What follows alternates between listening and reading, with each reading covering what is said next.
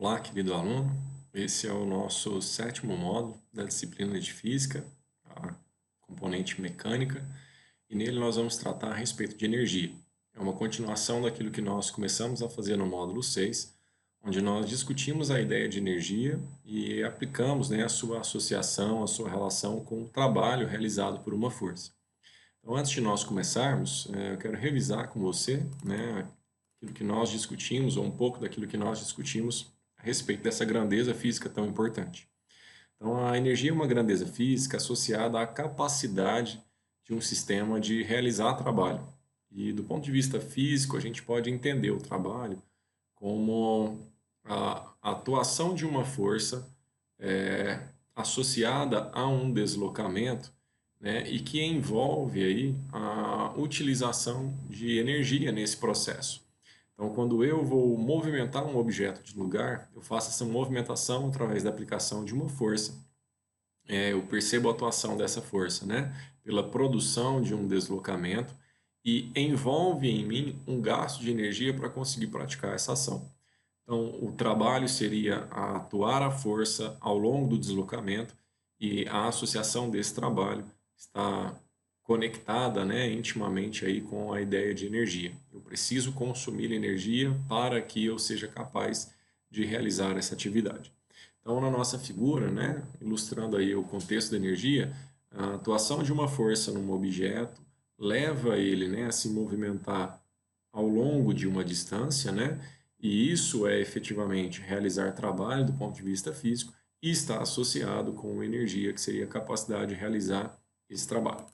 O que nós discutimos ainda no módulo 6 é que existem diferentes maneiras, de nós manifestarmos essa energia. Então, eu posso ter, você já deve ter ouvido falar, energia elétrica, energia térmica, energia luminosa, química, eólica, e dentro, de todo esse contexto, de energias que nós podemos estudar, nós vamos nos concentrar em uma específica, importante, do ponto de vista físico, que é a energia mecânica, que na verdade vai se desmembrar, em outras duas modalidades de energia que nós vamos ver, que são a energia cinética e a energia potencial.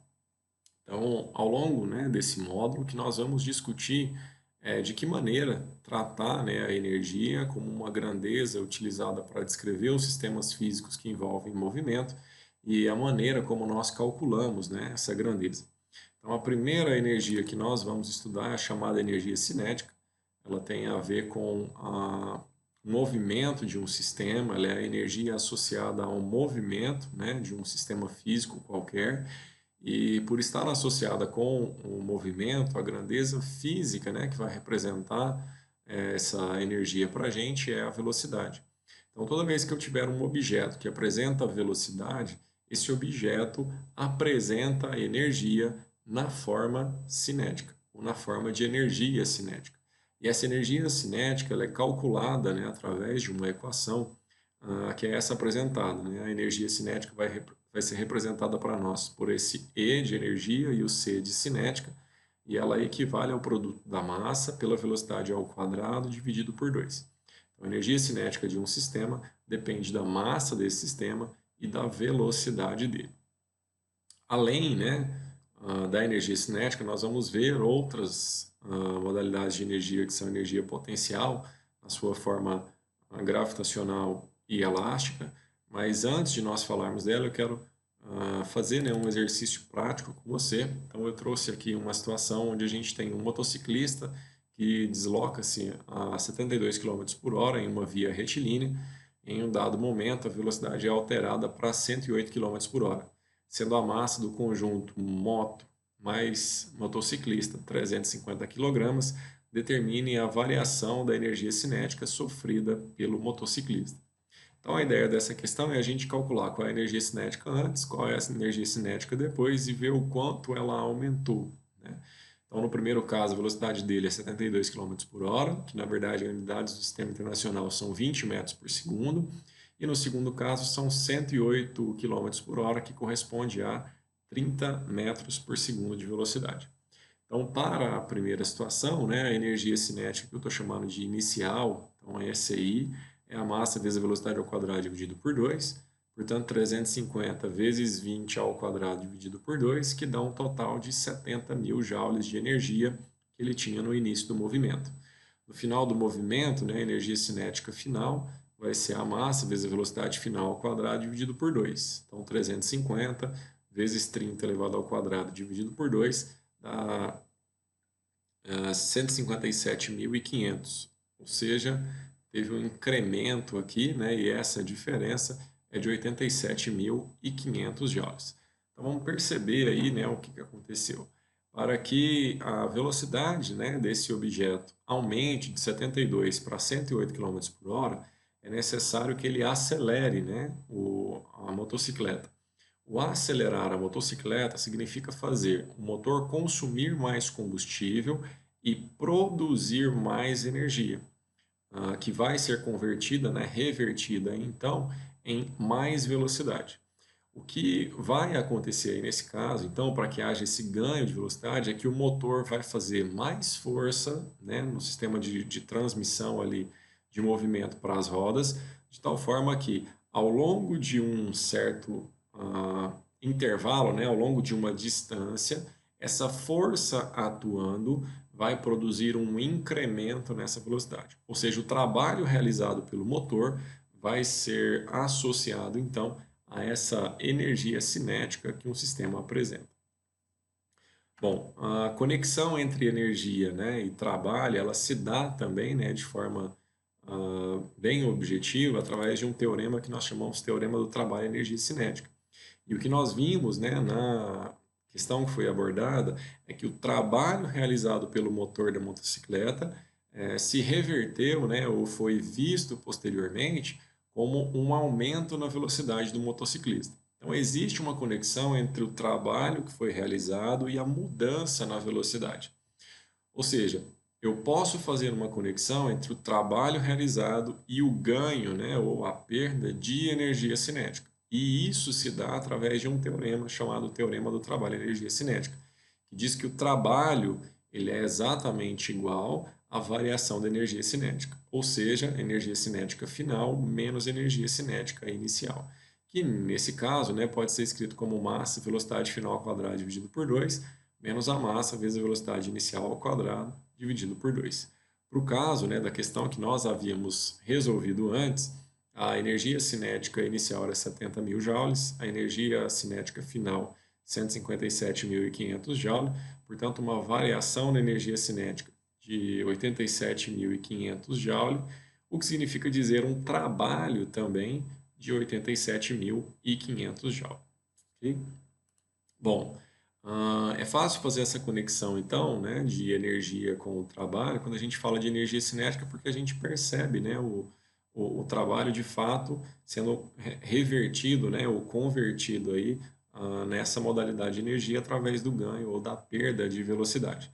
Mas é importante a gente analisar que existe uma outra maneira de nós trabalharmos com energia, que não é propriamente com o movimento, mas com a capacidade da gente entrar em movimento, ou de um sistema entrar em movimento.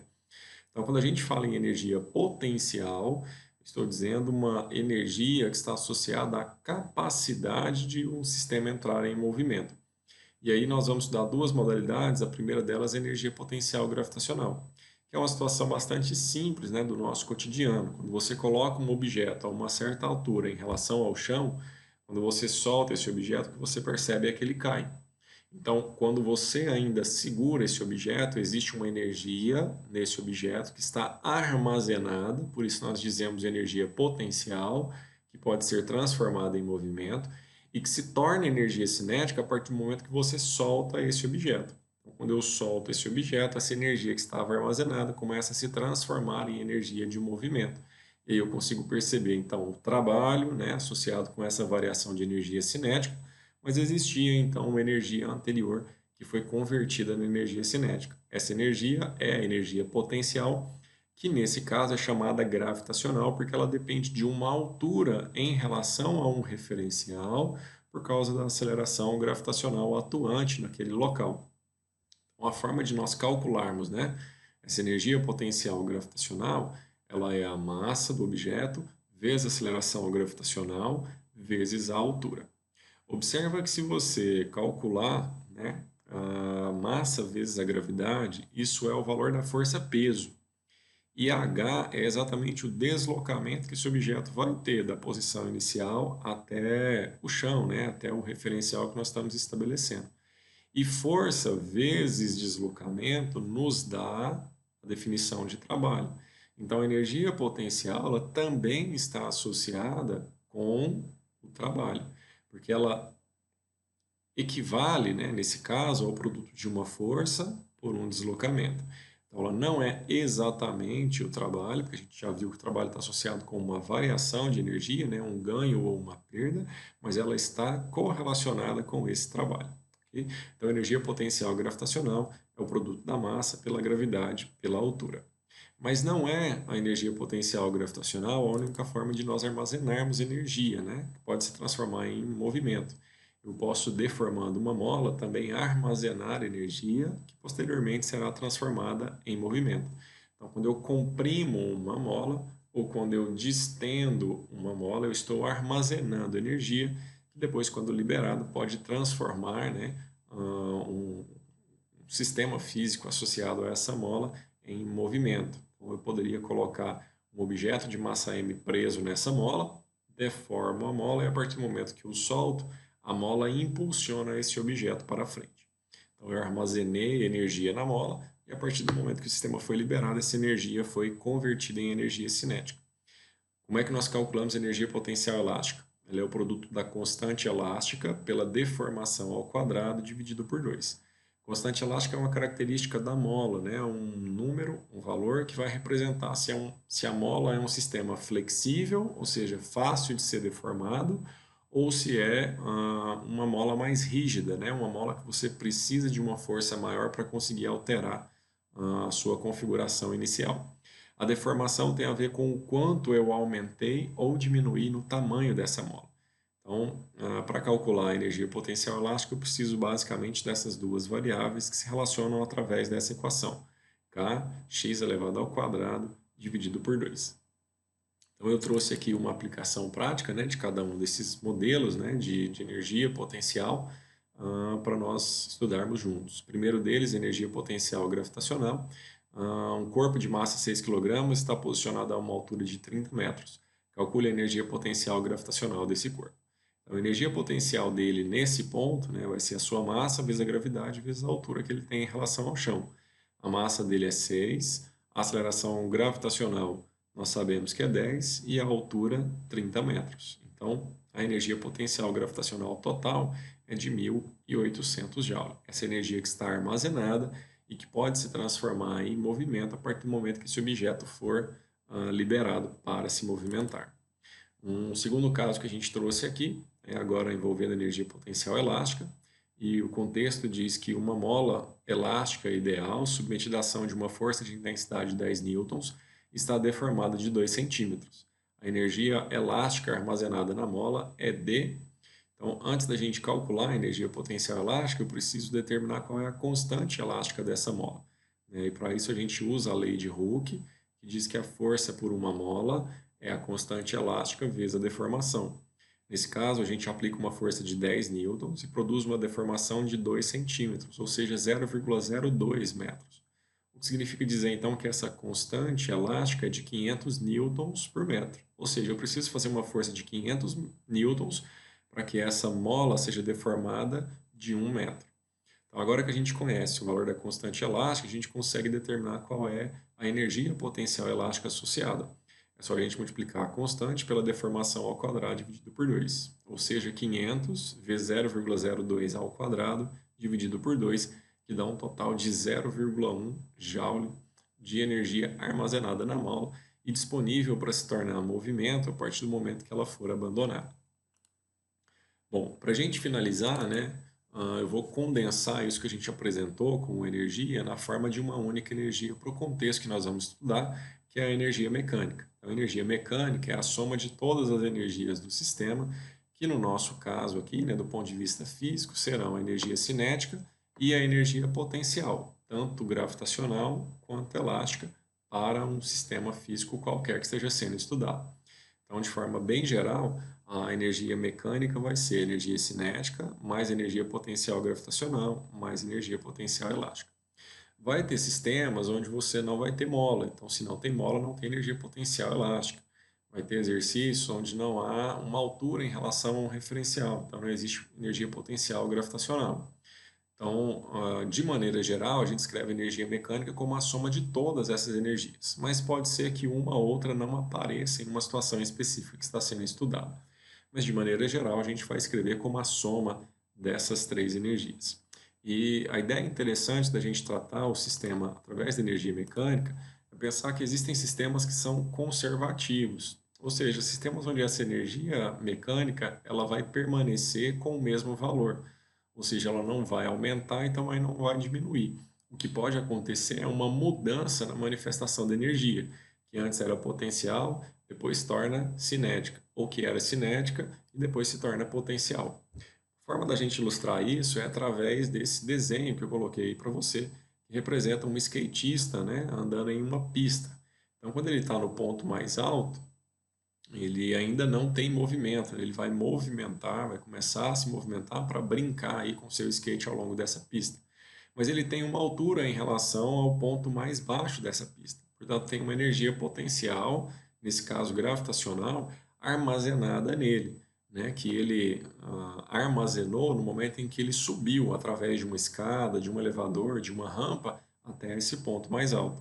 Então, essa energia foi armazenada na forma potencial, e a partir do momento que ele se inclina, né, na rampa e que permite que o seu corpo desça, né, sobre o skate, ela passa então a se transformar em energia cinética. Daí ele perde energia potencial e ganha energia cinética. Mas a energia mecânica, né, ou seja, a energia total dele permanece a mesma. Imagine que ele tenha subido, né, e que ele tenha um total aí de 1.000 joules de energia no ponto mais alto.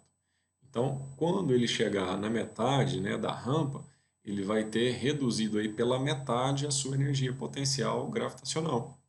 Mas ele não perdeu a energia potencial gravitacional, ela apenas se transformou em energia cinética. Então ele tem 500 joules de energia potencial agora e 1.000 joules de energia cinética. E se a gente for computar a energia mecânica total, continua dando os 1.000 joules, porque agora tem 500 na forma potencial e 500 na forma cinética. Quando ele chegar no ponto mais baixo, agora ele só tem energia cinética. Então, a energia cinética dele, nesse caso, 1.000 joules. E a energia mecânica total continua os mesmos 1.000 joules. Então, sistemas conservativos são aqueles onde a energia mecânica se conserva. Então, ela não é aumentada nem diminuída. A consequência disso é que a energia potencial se transforma em cinética e a cinética se transforma em potencial. Então, o movimento desse skatista vai ser: ele tem energia potencial, depois ele tem energia potencial e cinética, depois só tem cinética. Aí ele passa a ter energia potencial mais cinética, depois só potencial. Aí ele faz o caminho de volta: potencial mais cinética, só cinética, potencial mais cinética, só potencial. E ele vai ficar oscilando de maneira que a sua energia total está ora como potencial, ora como cinética, ora como cinética e potencial, mas de tal maneira que a soma sempre vai dar o mesmo valor. Para a gente exemplificar isso aí de forma prática, um bloco de massa 0,6 kg é abandonado a partir do repouso do ponto A de uma pista no plano vertical. O ponto A está a 2 metros de altura da base da pista, onde está fixa uma mola de constante elástica 150 newtons por metro. São desprezíveis os efeitos do atrito e adota-se G igual a 10 metros por segundo ao quadrado. Determine, na letra A, a máxima compressão da mola em metros e, na letra B, a máxima velocidade do bloco em metros por segundo. Então, resolvendo a letra A, o que nós podemos dizer é que a energia mecânica antes tem que ser igual à energia mecânica depois. No ponto mais alto, ele só vai ter energia potencial elástica. E no ponto mais baixo, ele só vai ter energia potencial elástica. Então, no ponto mais alto, gravitacional; no ponto mais baixo, energia potencial elástica. O que nós podemos dizer então é que a massa vezes a gravidade vezes a altura tem que ser igual a constante vezes a deformação ao quadrado dividido por 2. A massa é 0,6, a aceleração gravitacional é 10, a altura é 2. A constante elástica é 150. Então a gente consegue encontrar a deformação e essa deformação seria de 0,04 metros. E aí a gente responde a letra A. Se nós formos analisar agora a letra B, onde ele pede a velocidade, aí eu vou fazer a mesma análise de que energia antes tem que ser igual a energia depois, só que agora eu vou ter energia potencial gravitacional se transformando em energia cinética. Então, a energia potencial continua sendo massa vezes gravidade vezes altura, a energia cinética, massa vezes velocidade ao quadrado dividido por 2. A massa continua sendo 0,6, a aceleração gravitacional 10, a altura 2. A massa 0,6, a velocidade é o que a gente quer saber. Então, nesse caso, a velocidade ficaria a raiz de 40, ou aproximadamente 6,3 metros por segundo. A vantagem de nós tratarmos, né, esses problemas do ponto de vista de energia é que a energia é uma grandeza escalar, então eu não preciso me preocupar com o módulo, direção e sentido. Eu simplesmente faço os cálculos em busca do módulo, né, do valor numérico dessa propriedade e consigo tirar as informações que são pertinentes ao problema que nós estamos estudando. Então, consigo calcular a velocidade, consigo calcular a deformação, consigo calcular a altura, a partir de análises que são puramente numéricas, sem ter que me preocupar com direção e sentido. Espero que esse vídeo tenha ajudado você a compreender a importância da energia, as suas formas de manifestação e como nós realizamos o seu cálculo. Um forte abraço e até o nosso próximo encontro.